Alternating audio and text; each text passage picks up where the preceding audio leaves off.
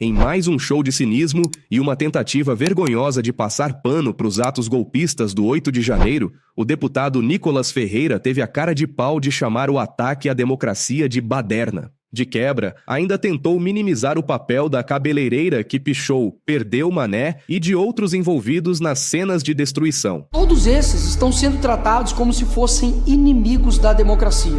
Mas as argumentações vazias de Nicolas logo foram desmascaradas por parlamentares que não aceitam ataques à democracia. Guilherme Boulos escancarou o que a direita golpista tenta esconder, que o 8 de janeiro foi um atentado totalmente articulado. O que o Nicolas Ferreira não te contou? Ele diz que o 8 de janeiro foi só uma manifestação com alguns excessos e com senhoras de batom. O que eles não querem que você saiba é que quem determinou que a polícia não fizesse nada quando eles quebravam todos os prédios públicos foi o Anderson Torres, ex-ministro da Justiça do Bolsonaro, que era secretário de Segurança do Distrito Federal. No dia 8, coincidentemente, ele estava nos Estados Unidos, assim como o Bolsonaro. E sabe então, quem assumiu o comando da polícia? A Marília Alencar. Ninguém menos que a ex-delegada da Polícia Federal que orientou os bloqueios de estrada para impedir os eleitores de Lula de votar. Lembra? Eles dizem que a proposta da anistia foi feita por razões humanitárias, pensando nos manifestantes do 8 de janeiro que estão presos. O que eles não querem que você saiba é que o projeto de lei que eles fizeram prevê anistia, ou seja, perdão de todos os crimes políticos a partir de 30 de outubro de 22, o dia da eleição. A defesa dos condenados do 8 de janeiro é só um bode expiatório para perdoar o Bolsonaro, os generais e os próprios deputados bolsonaristas pela tentativa de golpe de novembro e dezembro. O objetivo não é salvar a mulher do batom, é salvar o Bolsonaro da cadeia. Não tem nada de humanidade, é só jogo político. Quem está de fato defendendo a justiça? Alguém que passa pano para a tentativa de golpe de Estado ou quem acredita que um crime desse deve ter punição? Enquanto o bolsonarista tenta empurrar a narrativa de que o vandalismo golpista do 8 de janeiro foi inofensivo, Guilherme Boulos trouxe a real sobre as verdadeiras vítimas dos ataques e sobre quem tenta limpar as cenas dos crimes. Eles dizem que o 8 de janeiro não teve consequências sérias. Sabe o que eles escondem? Sargento Júnior foi agredido quando tentava proteger o prédio do Congresso. Recebeu diversos golpes com barra de ferro. Cabo Marcela Pino foi atingida por uma paulada na cabeça. O golpe foi tão forte que amassou seu capacete e causou traumatismo craniano. E por pouco, ela não foi inchada. Soldado Clementino, atingido por uma pedrada no rosto. Quase que ele perdeu a visão. O que eles querem não é justiça, mas impunidade. E isso já aconteceu aqui no Brasil uma vez. Durante a ditadura militar, vários crimes foram cometidos e ninguém nunca foi punido. Vladimir Herzog, jornalista da TV Cultura, ele foi preso em 75, torturado e assassinado no doicode. A ditadura tentou forjar um suicídio, mas depois os laudos comprovaram que ele foi morto sob tortura. Os responsáveis nunca foram punidos. Zuzu Angel, estilista famosa, mãe do militante Stuart Angel, que foi morto sob tortura em 1971. Ela não era militante política, só uma mãe que buscava a verdade sobre o filho. Foi morta. De novo, impunidade. E o que é pior, os mesmos que tentaram o golpe agora em 2022 e hoje pedem anistia, sempre defenderam essa ditadura, a tortura, e nunca responderam por isso.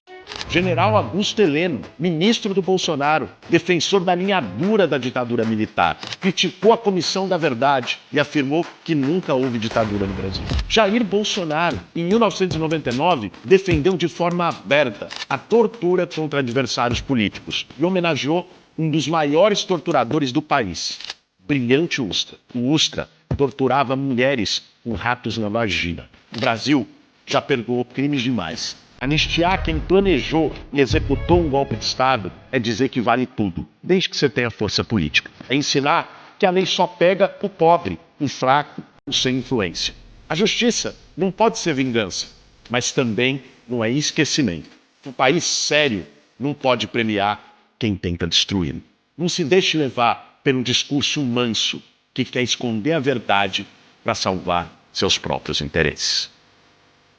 O pastor Henrique Vieira deu aula e esfregou a verdade na cara de Nicolas, que teve a ousadia de comparar a grande ativista Rosa Parks, mulher preta que enfrentou perseguições após seus atos históricos de resistência, com as golpistas do 8 de janeiro. Pastor Martin Luther King e Rosa Parks foram ativistas contra o racismo, as leis de segregação racial nos Estados Unidos. As pessoas negras eram tratadas como inferiores. Portanto, qual era a pauta, a reivindicação de King e Rosa Parks? A construção de uma sociedade sem preconceito, sem discriminação, que todas as pessoas fossem tratadas igualmente, independente da cor da sua pele. E faziam isso de maneira corajosa e pacífica, eram pacifistas, método e princípio da não violência. Nunca mobilizaram o ódio, nunca desejaram ou pediram a morte dos seus adversários, nunca pregaram um golpe de Estado, nunca pediram intervenção armada, nunca pediram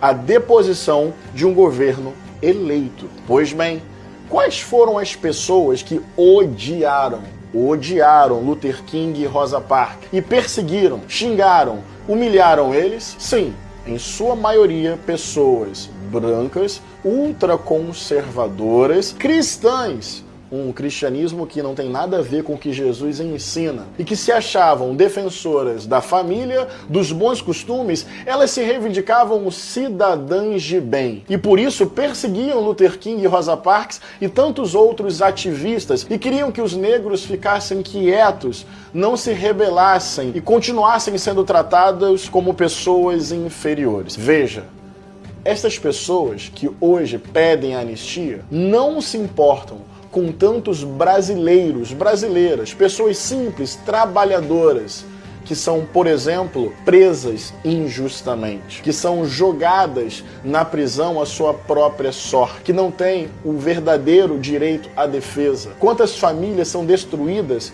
não por prisão arbitrária, mas por execução sumária. Mães que choram a morte dos seus filhos todos os dias, especialmente crianças e adolescentes negros e negras. E estes extremistas nunca se importaram com estas pessoas, nunca falaram em direitos humanos, nunca demonstraram compaixão com relação a estes brasileiros. Certeiro, ele também lembrou que foi a própria direita que inflamou os crimes e agora tenta usar os golpistas como escudo para livrar Bolsonaro da cadeia. Sobre o dia 8 de janeiro, quem mobilizou o ódio no coração daquelas pessoas? Quem usou as redes sociais para inflamar no coração daquelas pessoas o desejo por intervenção armada? Quem contou a mentira para essas pessoas que a eleição foi fraudada? Quem chamou estas pessoas para o dia 8 de janeiro, para uma atitude criminosa de invasão da sede dos três poderes e exigência de um golpe de Estado? Não fui eu.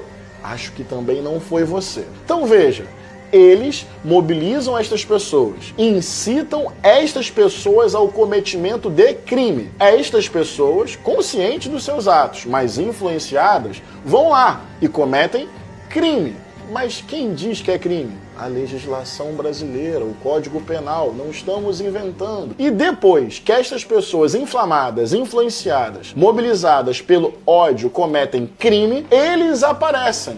Agora, usando estas pessoas, porque na verdade sabe o que eles querem? Livrar Bolsonaro. Eles não se preocupam com a Débora, eles usam a Débora. Eles não se importam com a Débora, eles manipulam a história da Débora. Porque se eles se importassem com a Débora, se importariam também com milhões de brasileiros. Lamentavelmente, a Débora foi mobilizada a praticar um crime e tem o direito de defesa e deve ser responsabilizada pelos crimes que cometeu. Mas o que eles querem é usar a compaixão, usar a misericórdia, falar agora em direitos humanos. Nunca se preocuparam com isso. Usam a memória de Luther King e Rosa Parks, usam a Débora e agora querem manipular e usar você. Não caia nessa, por justiça e reparação.